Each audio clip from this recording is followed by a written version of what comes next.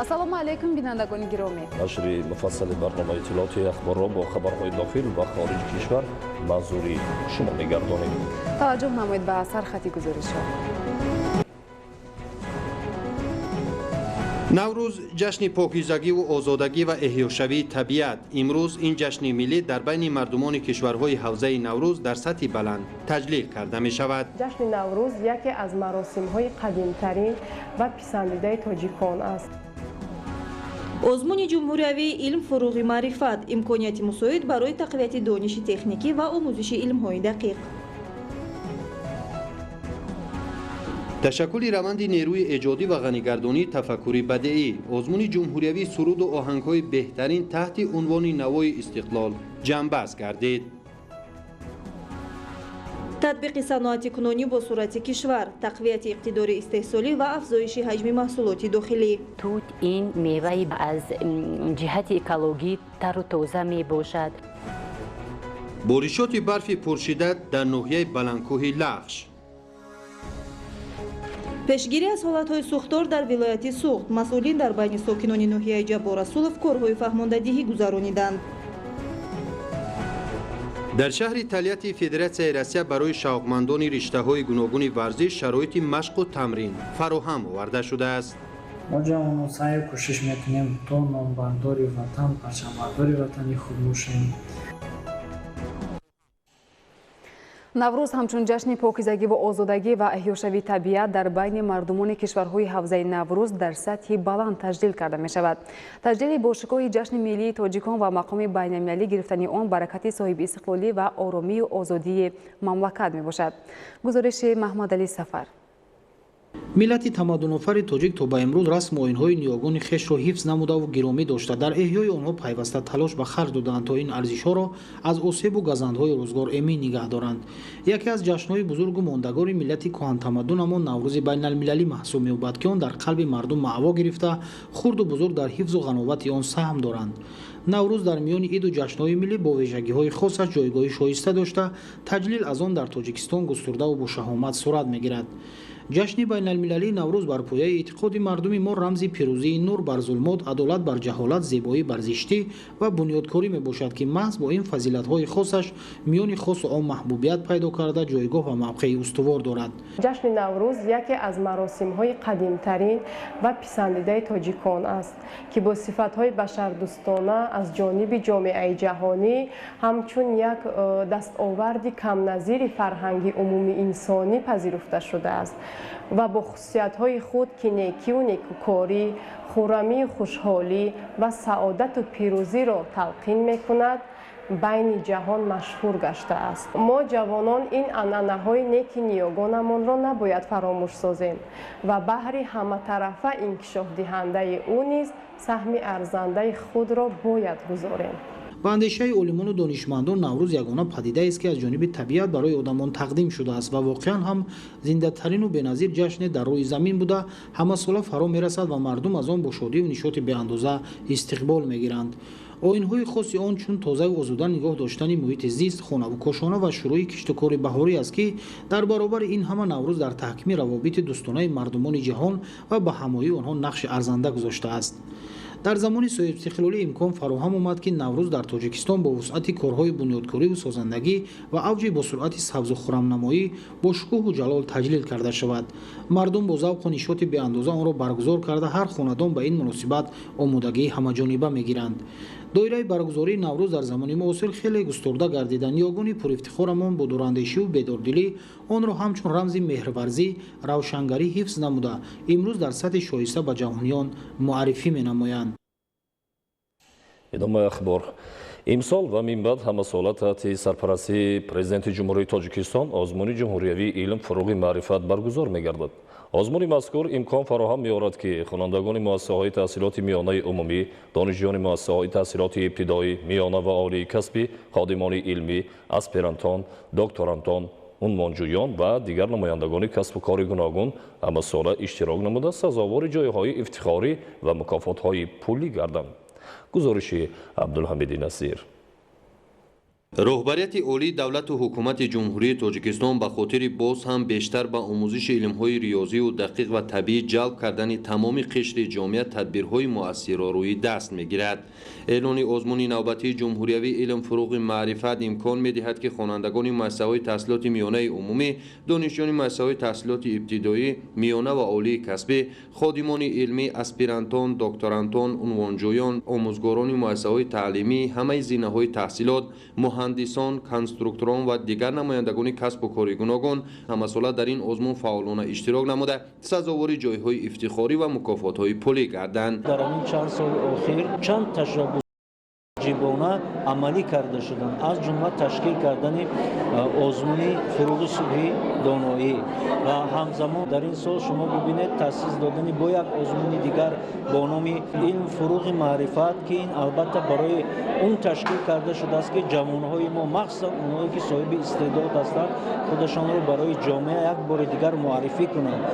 илм, фуруғи маърифат таҳти сарпарастии президенти ҷумҳурии тоҷикистон муҳтарам Эмомалӣ Раҳмон қарор дошта маблағи шоҳҷоиза ки насиби як нафари беҳтарин мегардад 70 000 сомонӣ муқаррар гардидааст. дар ин баробар ғолибони даври ниҳоӣ инчунин соҳибони ҷойҳои якум, дуюм, сеюм ва барандаи шоҳҷоиза баъд аз хатми муассисаи таҳсилоти миёнаи умумӣ, миёна ва олии касбӣ ба ихтисоси интихобкардаи худ бе озмун ба тариқи ройгон ба дилхоҳ муассисаи таҳсилоти миёна ва олии касбӣ қабул карда мешаванд. роҳандозии озмуни ҷумҳуриявии илм, фуруғи маърифат дар самти рушди тафаккури техникӣ ва се намудани ҷаҳонбинии илмӣ, дастрасӣ пайдо кардан ба техникаву технология, тавсеяи ихтироъкорӣ ва навоварӣ, пайвасти илм ба истеҳсолот, ҷалби бештари хонандагону донишҷӯён ба омӯзиши фанҳои риёзӣ, дақиқ ва табиӣ, ҳамчунин дарёфти истеъдодҳои нав мебошад. ҳар ҷое ки озмун аст, ҳар ҷое ки барои кашф кардани истеъдодҳо мусоидат мекунад, ман фикр мекунам барои он аст ки ҷомеа, ҷамъият ин гуна истеъдодҳоро, ин гуна масалан ҷавонҳои хушзеҳн ва барои миллат лозимро шинохта бошанд. дар баробари озмунҳои фуруғи субҳи доноӣ китоб аст ва Тоҷикистон ватани азизи ман, озмуни илм, фуруғи маърифат боз як иқдоми наҷибонаи асосгузори сулҳу ваҳдати миллӣ, пешвои миллат, президенти ҷумҳурии Тоҷикистон муҳтарам Эмомалӣ Раҳмон буда, пеш аз ҳама бо мақсади васеъ намудани ҷаҳонбинии илмӣ роҳандозӣ гардидааст. Абдулҳамиди Назир, мақсади мақсад, ахбор. бо мақсади сазовор истиқбол намудани ҷашни 30-солагии истиқлолии давлатии ҷумҳурии тоҷикистон аз ҷониби Кумитаи телевизион ва радиои назди ҳукумати ҷумҳурии тоҷикистон озмуни ҷумҳуриявии суруду оҳангҳои беҳтарин таҳти унвони навои истиқлол эълон шуда буд. озмун ки бо мақсади тарғиби дастовардҳои истиқлолии давлатӣ, ташаккули раванди нерӯи эҷодӣ, ғанӣ гардонидани тафаккури бадиии ҷомеа ва тавсеяи минбаъдаи фаъолияти аҳли эҷод ҷиҳати офаридани асарҳои мусиқии баландғояи замонавӣ эълон шуда буд, имрӯз ҷамъбаст гардид. гузориши Манучеҳри Сулаймон. озмуни ҷумҳуриявии суруду оҳангҳои беҳтарин таҳти унвони навои истиқлол ки аз 1 декабри соли 2020 аз ҷониби Кумитаи телевизион ва радиои назди ҳукумати ҷумҳурии Тоҷикистон эълон гардида буд, 12 марти соли 2021 ҷамъбаст гардид. озмуни мазкур бо мақсади дар сатҳи баланд пешвоз гирифтани ҷашни 30-солагии истиқлоли давлатии ҷумҳурии Тоҷикистон эълон гардида, дар он ҳунармандон ва оҳангсозони касбӣ иштирок намуданд. ба ҳайати ҳакамон 63 суруду мусиқӣ пешниҳод карда шуд. рафти озмунро ҳайати ҳакамон назорат карда суруду оҳангҳои пешниҳод гардидаро баҳогузорӣ намуданд. ҷиҳати дар сатҳи баланд баргузор намудани озмуни ҷумҳуриявии суруду оҳангҳои беҳтарин таҳти унвони навои истиқлол аз ҳисоби маблағҳои Кумитаи телевизион ва радиои назди ҳукумати ҷумҳурии Тоҷикистон 200 000 сомонӣ, аз ҷумла як ҷои якум 25 000 сомонӣ, ду ҷои дуюм барои ҳар як ҷой 20 000 сомонӣ, се ҷои сеюм барои ҳар як ҷой 15 000 сомонӣ, чор ҷои чорум барои ҳар як ҷой 10 000 сомонӣ ва шоҳҷоизаи озмун 50 000 сомонӣ муқаррар гардидааст. хотиррасон мешавем ки озмун бо мақсади тарғиби дастовардҳои истиқлоли давлатии ҷумҳурии тоҷикистон, ташаккули раванди нерӯи эҷодӣ, ғанӣ гардониндани тафаккури бадеии ҷомеа, тавсияи минбаъдаи фаъолияти аҳли эҷодӣ ҷиҳати офаридани асарҳои мусиқии баландғояи замонавӣ, тарбияи ҳисси ватандӯстӣ, баланд бардоштани нақши аҳли эҷод дар тарбияи маънавӣ ва сиёсии ҷомеа, оммавӣ гардониндани жанрҳои гуногуни мусиқии касбӣ ва ташаккули ҷанбаи дунявии фарҳанги мусиқии муосири миллати тоҷик байни сарояндагону навозандагон баргузор гардид. баъди хулосаҳои ҳакамон ғолибони озмун муайян гардида ҳавасманд гардонида мешаванд. Манучер Сулаймон, Меҳрӯзи Ҷумъа, Фирӯзи Мусо, Ахбор.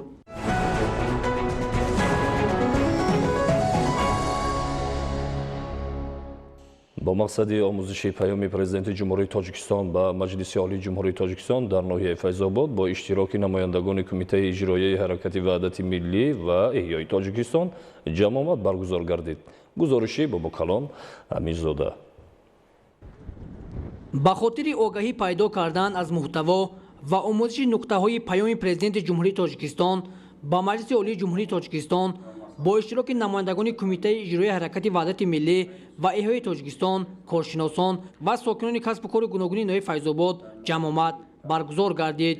تاکید شد که پیام امساله رهبریت عالی دولت و حکومت مملکت به مقام عالی قانونگذار کشور و مردم شریف تاجیکستان در حال پیش نیاز شد که تاجیکستان با جشن 30 سالگی استقلال دولتی آمادگی میگیرد. در پیام پرزیدنت جمهوری تاجیکستان با مجلس عالی جمهوری تاجیکستان گفته شد که وضع امروزه جهان و منطقه ما را وادار می‌سازد که حمایه مرز و بوم دولت، تامین امنیت دولت و ملت و حفظ ثبات و آرامی جامعه، پیشگیری و برطرف کردن همه گونه تهدید و خطرهای بیرونی، تامین ولایت قانون و ترتیبات جمعیتی به ذمه قوای مسلح و مقامات حفظ حقوق واگذار گردیده است. در جمعیت گروه کاری برای بلند برداشتن حس وطندوستی جوانان، ترغیب دستاوردهای استقلال دولتی، تحکیم وحدت ملی، خودشناسی و خودآگاهی و وطندوستی و وطنپرستی جوانان نیز معروضه نمودند. گفته شد که از این رو جوانان کشور را ضرور است که خودآگاه، خویشتن‌شناس، وطندوست باشند و زیرکی سیاسی را از دست نداده، مخصوصاً هنگام استفاده شبکه‌های اجتماعی هیچگاه فریفته عقیده‌های ناپاک و افراطگرایان نشده برای حمایت وطن خویش همیشه آماده باشند. یکی از نقطه‌های اساسی که در پیام درج گردیده بود این شامل شوی جوانان به حزب و حرکت‌های گوناگون میباشد. امروز ما در جامعه زندگی به سر میبریم که جمهوری تاجیکستان نسبت دیگر جمهوری‌ها آرام ما در فضای صلح و آسایش زندگی کرده ایستادیم و باید که شکرانه از همین دولت و از همین سیاست پیشگرفته اساسگذار صلح و وحدت ملی نماییم.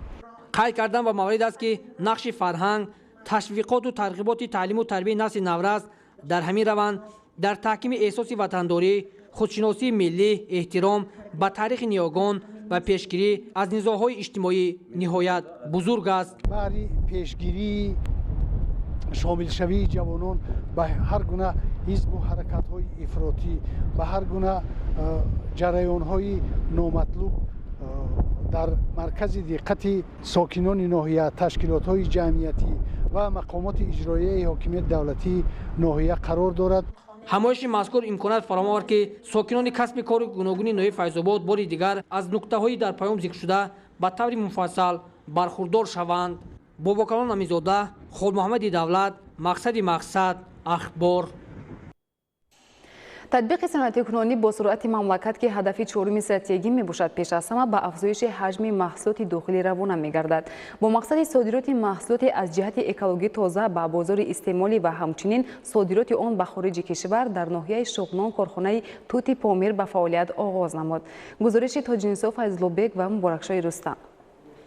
توت یکی از میوه‌های سرغذا و خوش‌طعم در حدود ولایت مختار کوهستانی بدخشان دانسته می‌شود که ساکنان ولایت این میوه را از دوره‌های قدیم همچون غذای سالم استعمال می‌کردند. این نمود میوه در اصل خصوصیت خاص طبابتی داشته، دردهای زیاد را دوا می‌بخشد و انسان را قوت بخشیده عمر آدمیزاد را دراز می‌گرداند. با گذشت زمان و پیشرفت ساحه صنعت در مملکت، استحصال شیرینی‌های زمانوی این میوه سرغذا را عوض نموده، مردم بیشتر به شیرینی‌های دولت‌های خارجی رو آوردند. масъулини корхонаи тути помир бо мақсади пешниҳод намудани маҳсулоти ватанӣ аз ҷиҳати экологӣ тоза ба шаҳрвандони ҷумҳурии тоҷикистон ва хориҷи мамлакат ба коркарди тут мароқ зоҳир намуданд. ҳадафи асосии корхона ба зами истеҳсоли маҳсулоти ватанӣ ҳамзамон таъмин намудани сокинони маҳаллӣ бо ҷойи кори доимӣ дониста мешавад. ҳадаф аз ташкил намудани ташкилоти ҷамъиятии тути помир дар ҳудуди вилоят ин омода намудани маҳсулоти ходии ватанӣ аз тут истеҳсол намудани чандин маҳсулотҳои қаннодӣ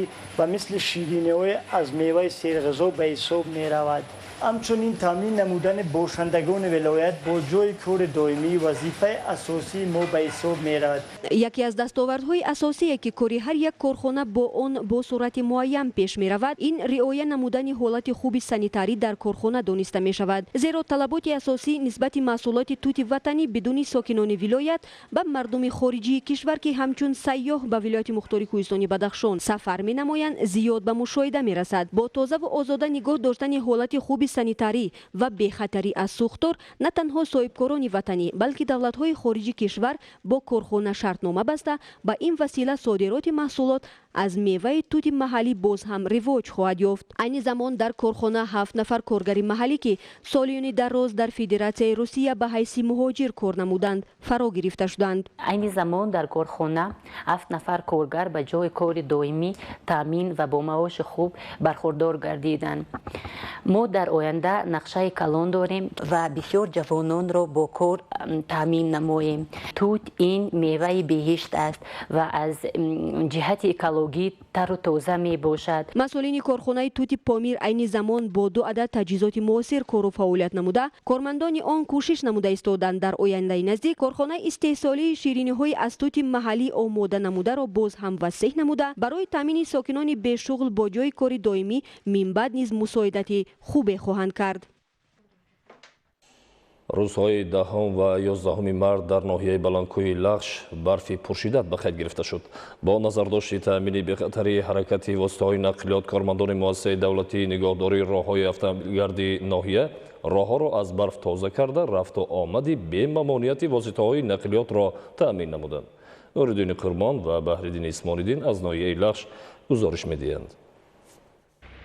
агар дар бисёре аз шаҳру ноҳияҳои вилоятҳои Суғду Хатлон ва дигар шаҳру ноҳияҳо дарахтон гул карда бошанд, вале дар ноҳияи Лағш ҳамону бориши барф идома дорад. ин аз гуногун будани иқлими шаҳру ноҳияҳои Тоҷикистон дарак медиҳад. иқлими ноҳияи Лағш назар ба дигар шаҳру ноҳияҳои ҷумҳурӣ фарқ дорад. зимистони ин ноҳияи кӯҳистони мамлакат сарду тӯлонӣ аст ва дар ин ҷо барфи зиёд меборад.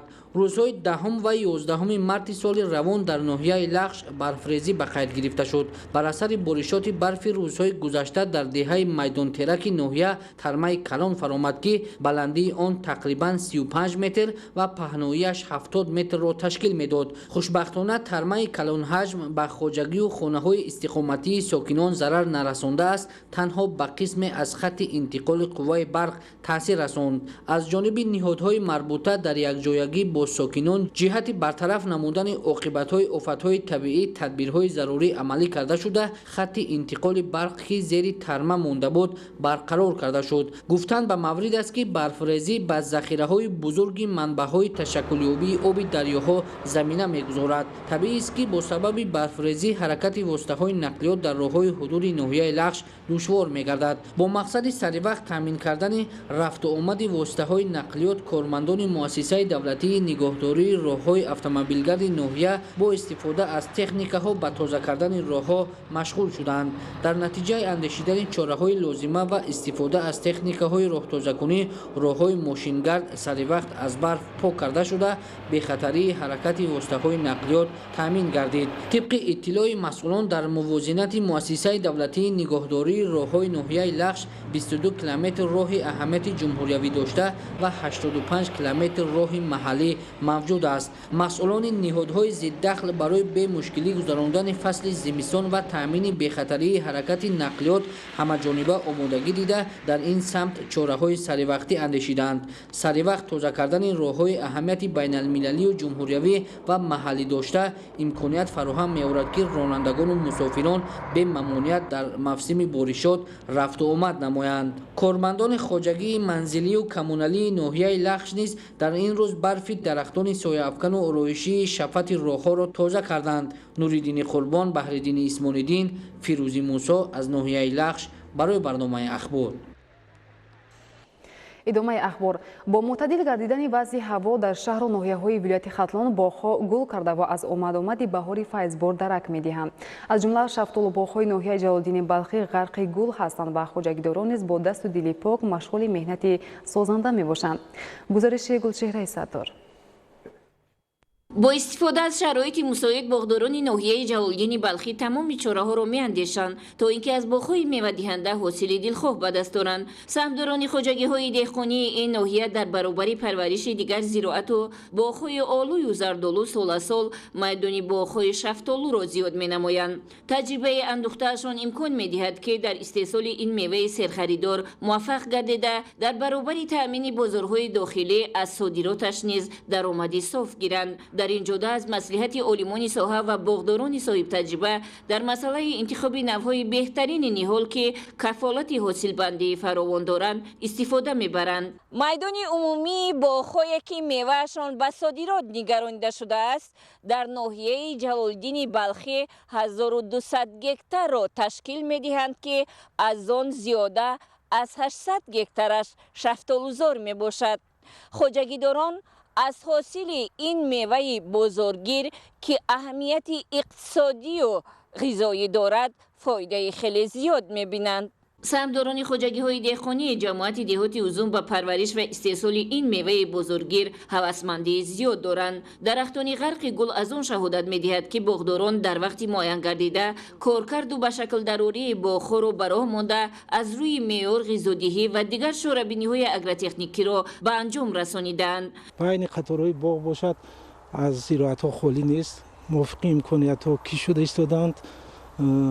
асосан шуғли асосии мардуми ноҳияи Ҷалолиддини Балхӣ ин кишоварзӣ мебошад. корхонаи коркарди консерва дар ноҳия мавҷуд мебошад ки аз маҳсулотҳое ки дар ҳудуди ноҳия истеҳсол мешавад аз ҷумла зардолу ва шафтолуҳои мавҷудае ки дар ноҳия ҳастанд ва ба содирот нигарон шудааст ҳамчун содирот ва боқимондаи он албатта дар ин корхона низ кор карда мешавад. бо мақсади самаранок истифода бурдани ҳар қитъа замин кишоварзон байни қатори боғ дигар намуди зироатҳое ки парваришашон имконпазир асту ба он зарурат доранд киш намуда аз онҳо низ ҳосили хуб мегиранд. 2 гектар замини боғ дорем.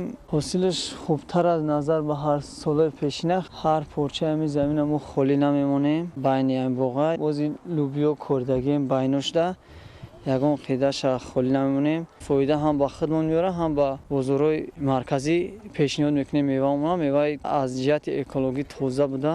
хоҷагидорон имрӯз ба хубӣ дарк намуданд ки бо баландгардонидани маҳсулнокии боғу самаранокии заминҳои кишшаванда аввалан иқтисодиёти хонаводагии худро таъмин месозанду баъдан дар фаровонӣ ва танзими нарх саҳм гузошта бо истеҳсоли меваи аз ҷиҳати экологӣ тозаи ватанӣ воридоти ин намуди маҳсулотро пешгирӣ менамоянд. майдони умумии заминҳои ноҳияи Ҷалолиддини Балхӣ 17076 гектар аз ҷумла 16338 гектар заминҳои короми обиро ташкил дода ба 3300 адад хоҷагиҳои деҳқонӣ барои истифода вобаста карда шудааст. танҳо аз самари меҳнати ҳалол боғдорони мамлакат метавонанд меваи хушсифату ба содирот мувофиқ истеҳсол намуда тоҷикистонро дар миқёси минтақа ва ҷаҳон ҳамчун тавлидкунандаи меваҳои шаҳдбор муаррифӣ намоянд. сокинони ноҳияи Кушониён дар соҳаи кишоварзӣ таҷрибаи хуб дошта тарзу усулҳои муосири истеҳсол ва парвариши маҳсулоти кишоварзиро ба роҳ мемонанд ва бо истифода аз он дар таъмини амнияти озуқаворӣ мамлакат саҳми муносиб мегузоранд. кишоварзони ноҳия бо истифода аз майдони 170 гектар гармхона дар миқёси кишвар аз аввалинҳо шуда маҳсулоти тару тозаи барвақтиро ба бозор пешниҳод менамоянд. гузориши Худойдоди Раҷаб ва Искандари Саид. деҳқонону хоҷагидорони соҳибтаҷрибаи ноҳияи Кушониён бо истифода аз шароити мусоид дар як сол аз як замин то 3 ҳосил ба даст меоранд. тай солҳои охир бо мақсади таъмини талаботи бозор бо сабзавоти тару тоза дар фаслҳои зимистону аввалҳои баҳор майдони гармхонаҳои мавсимию доимамалкунандаро васеъ намуда ба ин восита ҳаҷми истеҳсоли маҳсулотро افزون می‌نمایند. در سال جاری 5 گکتار گرمخانه‌های دوام‌کننده و زیاده 170 گکتار گرمخانه‌های موسمی فعالیت می‌نماید که این شب و روز زیاده از 35 گکتار کشتی پمیدور و 70 گکتار کشتی بادرینگ گذرانده شده است. ما با باوری تام گفته می‌توانیم که در سال جاری که دورنمای کشتی پمیدوری ناحیه کشانیان 507 گکتار را تشکیل می‌کنند، پر از سربران داره کش کرده. مقصد آن است که از نوهای سرحاصل استفاده برده اگرотехніка را به جا آورده حاصل دلخواه به دست بیاریم. تعداد زیادی گرمخانه‌ها در ناحیه کشانیان منظره را می‌ماند که از مهنت باثمر و دلگرمانه اهل زحمت گواهی می‌دهد. در یک سال همین زمین‌های نزدیک حالیمون 2-3 مرتبه حاصل می‌برند. یکم مقصد پمیدور، بادرینگ، دوم مکای دونی، سوم بو کارتوشکا، پشتی همین چیزا زندگیمون رو پیش میبریم. هر یک نفری که به تشکیل و بنیاد گرمخانه دست زده اند امروز با قناعتمندی تام حرف زده از دستاوردهای خویش افتخار می‌نمایند، چون که در برابر گرفتن حاصل فراوان از گرمخانه‌ها هم سطح روزگار بلند و هم اقتصادیات خواجگیشان غنی می‌گردد. ما در همین خواجگی با پرورش پمیدور، برگلی، بادرینگ مشغول هستیم. ما اولین شده بازارهای جمهوریمان را با همین محصولات بروقتی تأمین می‌نماییم. کشاورزان ناحیه کشانیان همساله بازارهای ولایت جمهوری را با محصولات تر و تازه بروقتی تأمین می‌نمایند. امسال نیز در میدان 165 گکتار گرمخانه‌های موسمی و دائمی عمل کننده فعالیت داشته در آن پمیدور و بادرینگ، قرنفل، بلغور و تزک و دیگر نمود محصولات پرورش کرده می شود که همه روزه از این گرمخانه‌ها تا 10 تن محصولات تر و تازه بروقتی پیشکش ساکنان کرده می شود. بیشتر گرمخانه‌های دائمی عمل کننده در دهه‌های بافنده، اقلتون، قهرمان، غیرت و به همین مانند در دیگر دهه‌های جماعت‌های دهاتی ناحیه به طور وسیع به راه مانده شده، دهقانانش همساله با گرفتن 2-3 مرتبه حاصل در تامین سبد استعمالی ساکنان سهم نظررس دارند. امروزها در گرمخانه‌های خواجگی‌های دهقانی و زمین‌های نزد حولگی محصولات کشت نموده ساکنان نشو و نمای خوب گرفته از جمله پمیدور و بادرینگ، قلنفر در حال حاصل بندی قرار دارند. محصول دست دهقانان ناحیه کشانیان تا آخر هفته از قبیل بادرینگ پورا به استعمال کنندگان پیشکش کرده میشه.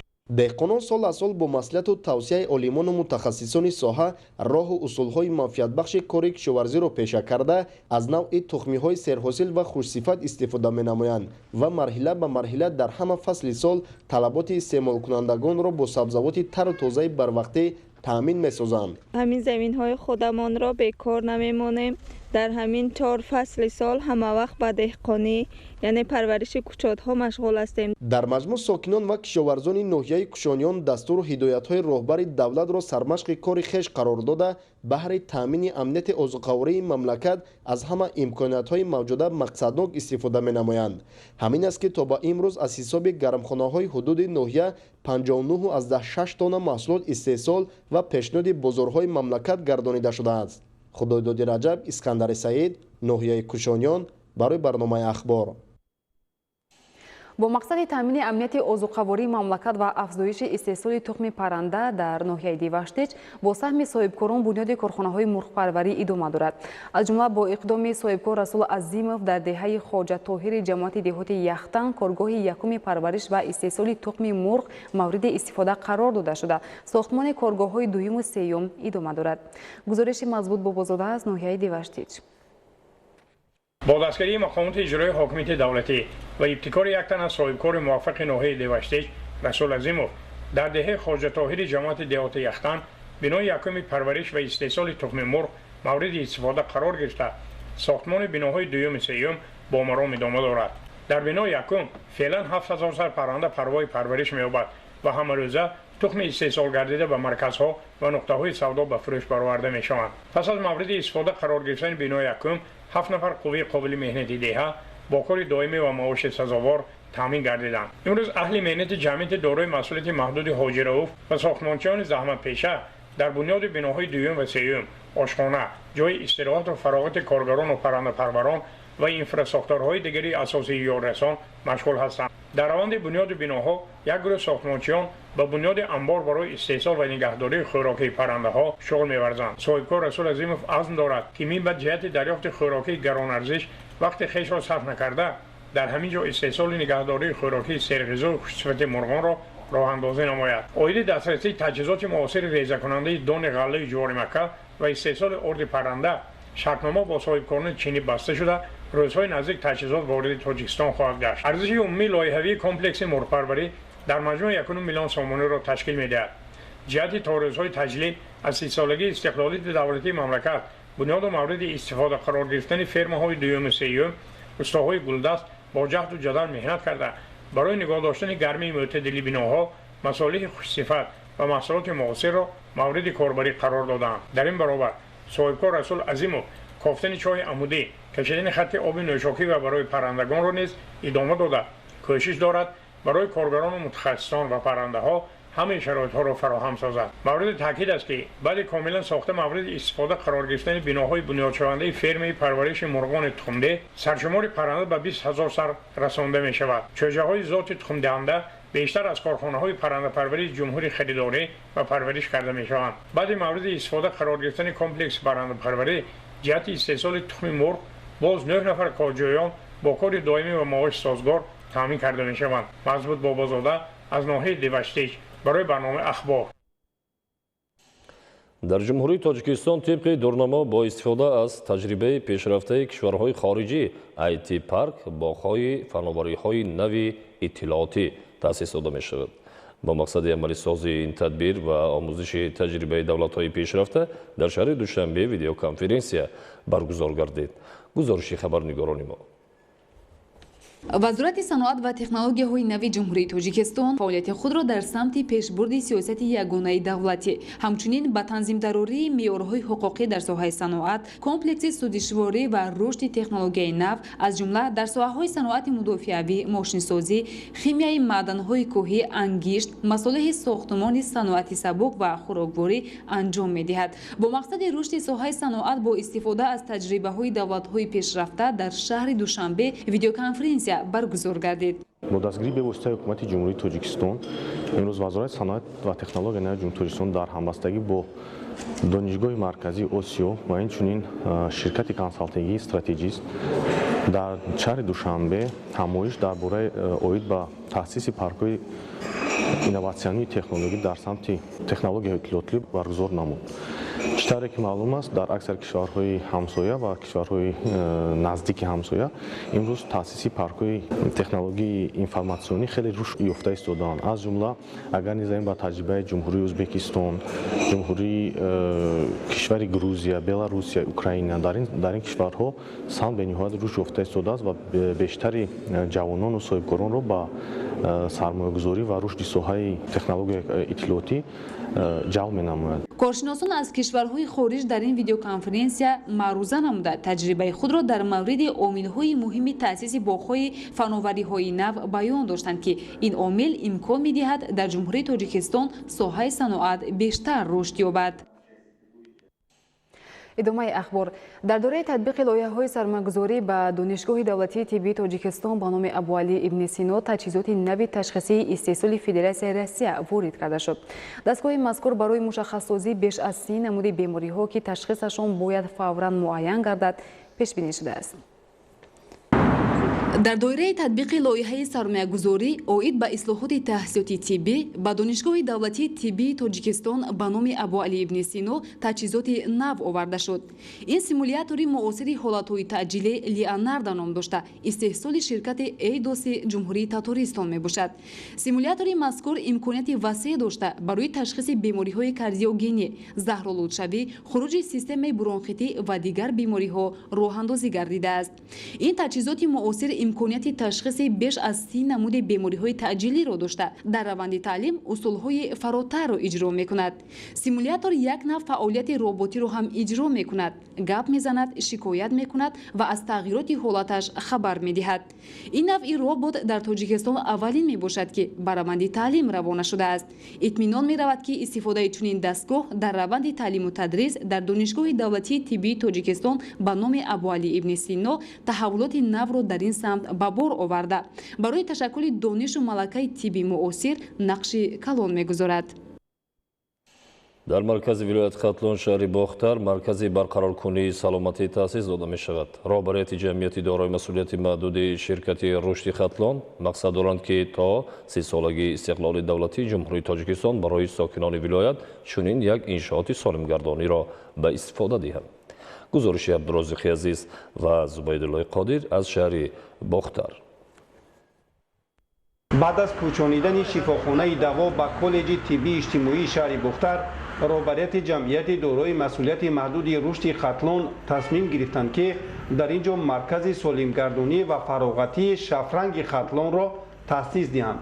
иқдоми ширкати мазкур бо назардошти дар наздиктарин масофа ба муолиҷаву ташхис ва истироҳат фаро гирифтани сокинони вилояти Хатлон иқдоми мазкурро роҳандозӣ намуданд ва акнун ният доранд ки то ҷашни 30-солагии истиқлолияти давлатии ҷумҳурии Тоҷикистон маркази барқароркунии саломатиро бо муосиртарин шароити шабеҳ ба осоишгоҳҳои маъруфи кишвар ба табобату фароғат фаро бигиранд.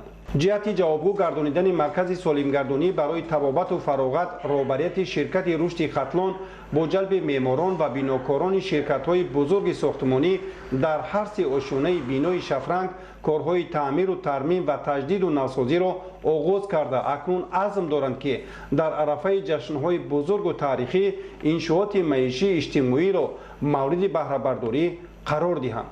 аллакай барои ворид кардани обҳои маъданӣ, лои табобатӣ ва дигар имкониятҳои гиёҳдармонӣ нақшаҳо амалӣ карда шуда утоқҳои махсус барои истифода аз чунин намуди хизматрасонии тиббӣ омода карда шуданд. табобату фароғат 10 рӯз идома ёфта, роҳбарияти ширкати рушди Хатлон кӯшиш мекунанд ки бо нархҳои арзонтарин ва дастрас дар солимгардонии истироҳаткунандагон мусоидат кунанд. ҳамчунин то гиромидошти ҷашни 30-солагии истиқлолияти давлатии ҷумҳурии Тоҷикистон дар назди коллеҷи тиббии иҷтимоии шаҳри Бохтар ки муассисаш ҷамъияти дорои масъулияти маҳдуди ширкати рушди Хатлон дониста мешавад, боз 2 бинои иловагӣ, ҳар бино бо фарогирии 30 синфхона ва 4 ошёна бунёд карда мешавад. аллакай корҳои сохтусоз дар бинои иловагӣ муассисаи таҳсилоти миёнаи касбӣ шурӯъ гардида шабонарӯзӣ заҳмат мекашанд то оғози соли нави хониш ҳар ду бинои навро бо шароити арзандаи таҳсилот ба истифода супоранд.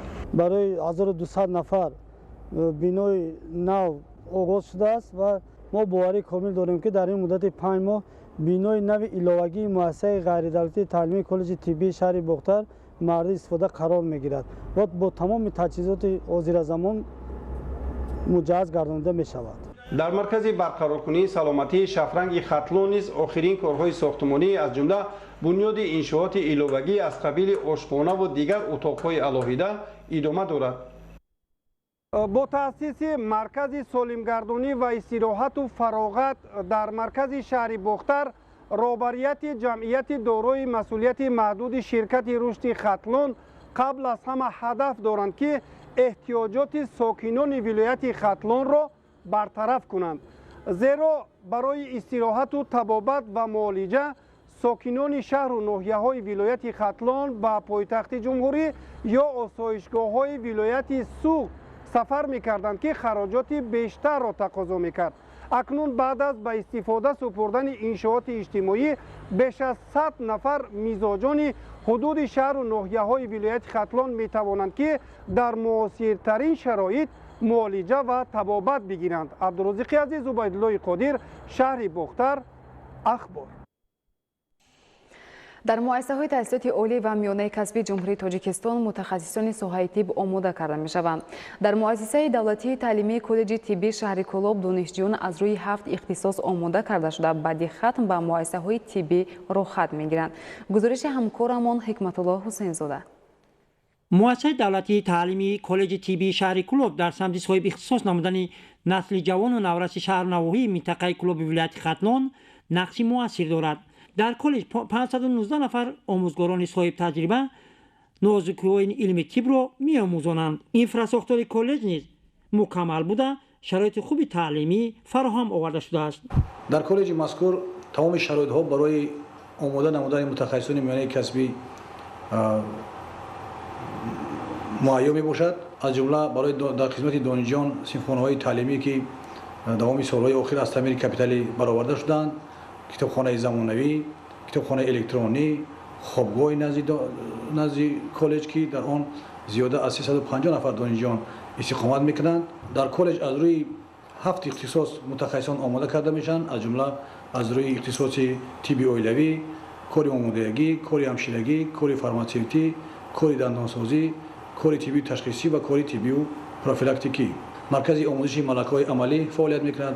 ҳамчунин марказҳои таълими табобатӣ ва таълими истисолӣ аз ҷумлаи маркази таълими табобатии стоматология, маркази таълими ташхисгоҳи лабораторӣ, маркази таълими кори фарматсевтӣ фаъолият доранд ки онҳо барои донишҷӯён дар ин марказҳо машғулиятҳои амалии донишҷӯён баро монда шудааст. дар коллеҷи мазкур китобхона фаъолият намуда, дар он адабиётҳои соҳавӣ мавҷуд аст. китобхонаи мазкур дорои зиёда аз 10 000 китоб буда, ба 10 адад компютер, 1 адад принтер, дар он тамоми шароитҳо муҳайё карда шудааст.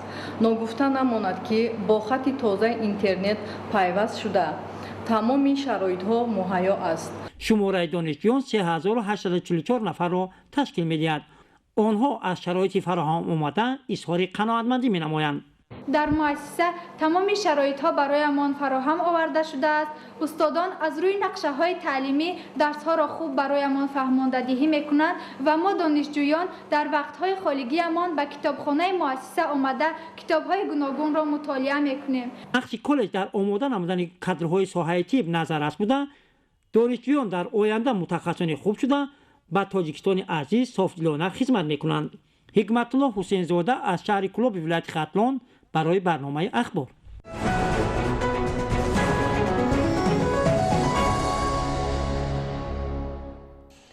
барои пешгирӣ аз ҳолатҳои сӯхтор масъулини раёсати хадамоти давлатии оташнишонии вилояти Суғд чорабинии санҷишию пешгирии муҳофизаро дар шаҳру ноҳияҳои вилоят доир менамояд. ҳамзамон масъулин дар байни сокинони ноҳияи Ҷаббор Расулов корҳои фаҳмондадиҳӣ гузарониданд. гузориши Маҳмуд Аҳмадзода ва Дилшод Юсуфӣ.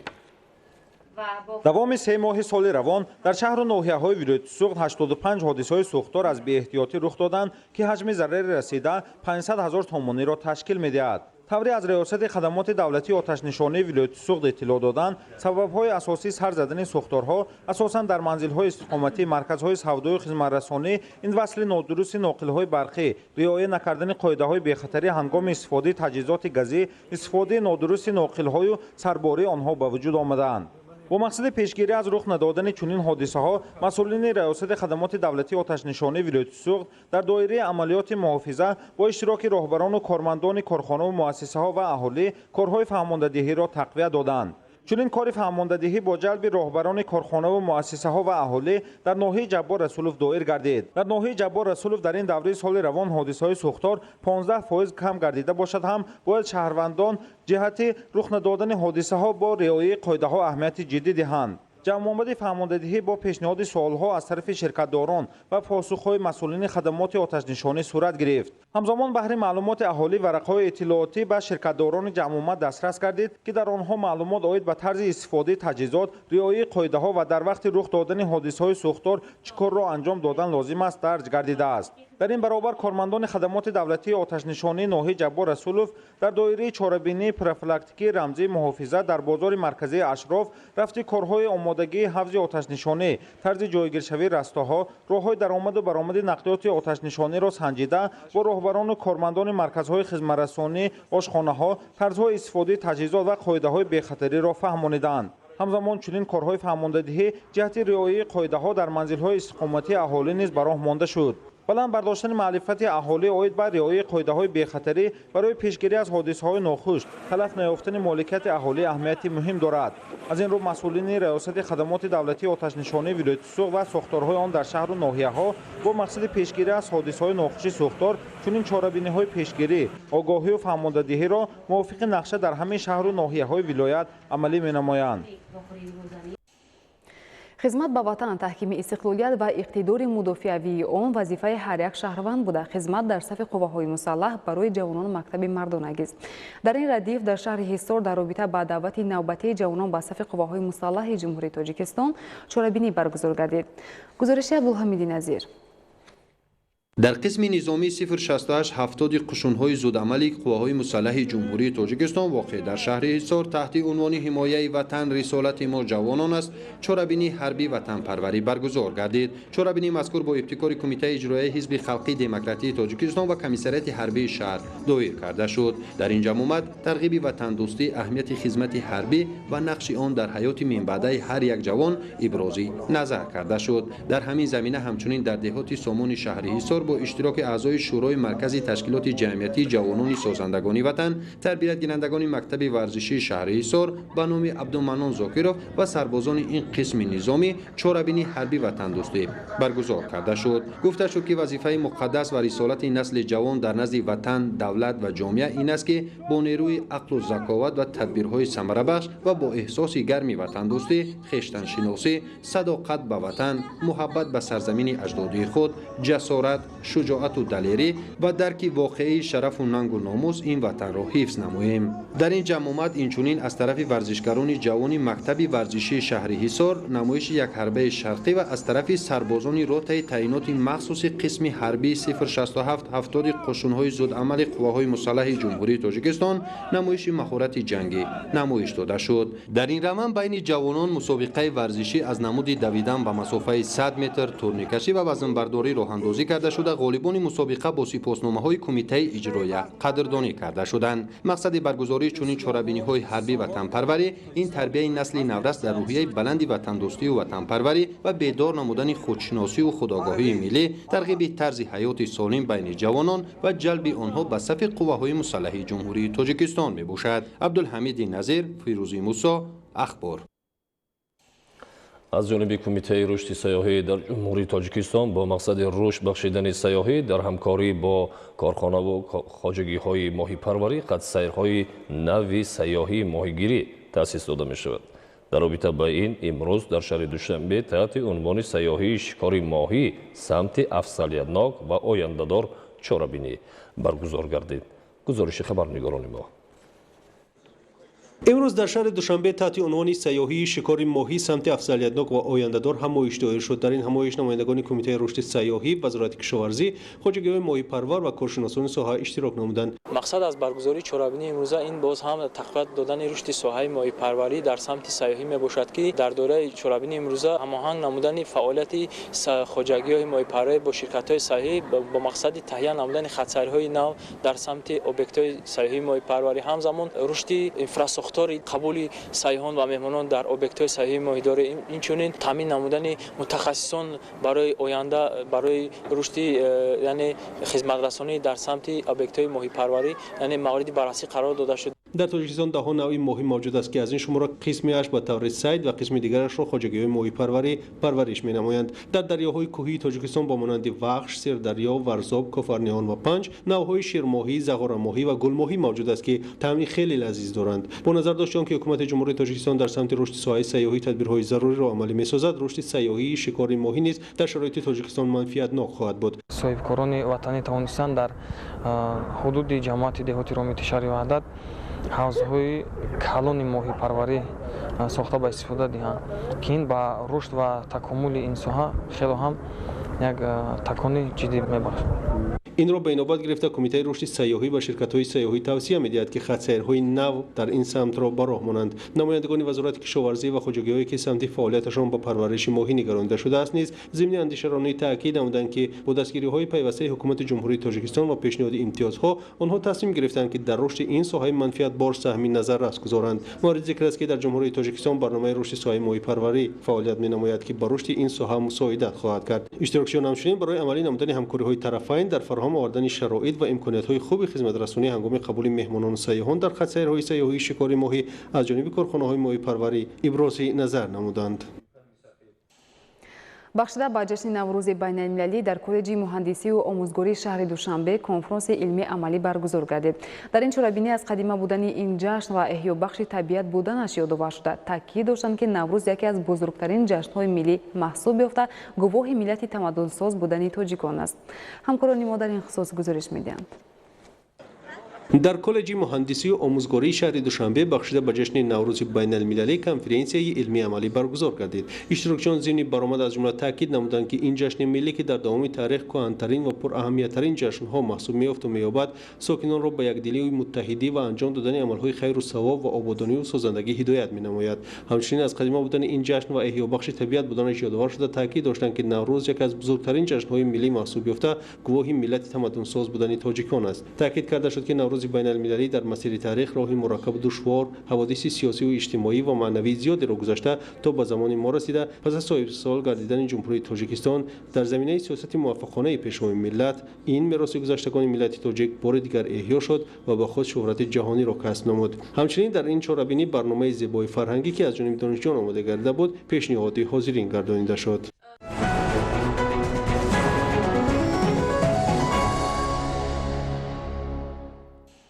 جوانان و نورسان تاجیک در برابر تحصیل و دانش آموزی به مساعدت جمعیت تاجیکان به ورزش جلب کرده می شوند که این تدبیر وسیله مهم در تشکل طرز حیات سالم خواهد بود. در شهر تالیت فدراسیون روسیه برای شغلمندان رشته های گوناگون ورزش شرایط و امکانات مساعد مشق و تمرین فراهم بوده تاجیکان در چهاربینی های ورزشی فعالند. گزارش محمد علی سفر و خورشید سیداحمد. یک گروه جوانان تاجیک با مشق و تمرین جلب گردیدند که آنها در شهر و ولایت‌های فدراسیون روسیه در مسابقه‌ها شرکت نموده چندین مرتبه سزاوار جای‌های نمایان گردیدند.